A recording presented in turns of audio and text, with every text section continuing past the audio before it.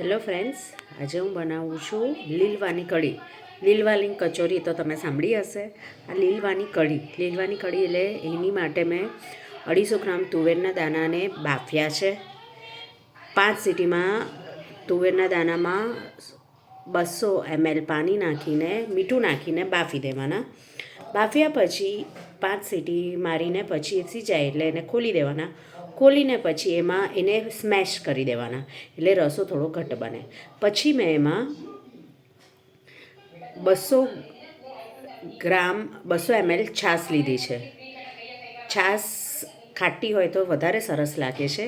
એમાં મેં 6 નંગ લીલા મરચાં, 25 ગ્રામ આદુની પેસ્ટ કરીને અંદર ઉમેરી દીધી અને ઉમેર્યા પછી એને ગેસ ચાલુ કરીને એમાં ગરમ થવા દીધી અને ત્યાર પછી એને ઘી, જીરું, 2 લવિંગ, 1 નાનો ટુકડો તજ, લીમડો નાખીને સરસ વઘાર કરીને એના ઉપર લગાવ્યો છે છીંકો અને પછી લાગશે લીલવાની કઢી આવી.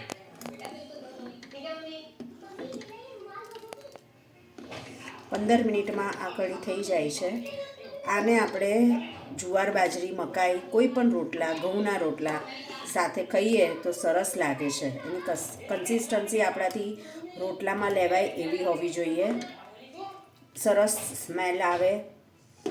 ગળપણ નાખવી હોય તો તમે ગોળની ગળપણ નાખી શકો છો, પણ આ તીખી હોય, ખાટીને તીખી, તો વધારે સરસ લાગે છે.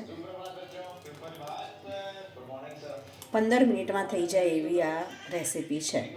આને શાકની જેમ રોટલાની જોડે ખાવાની. Thank you. આવી ઝટપટ રેસીપી માટે ફરીથી મળીશું. Thank you.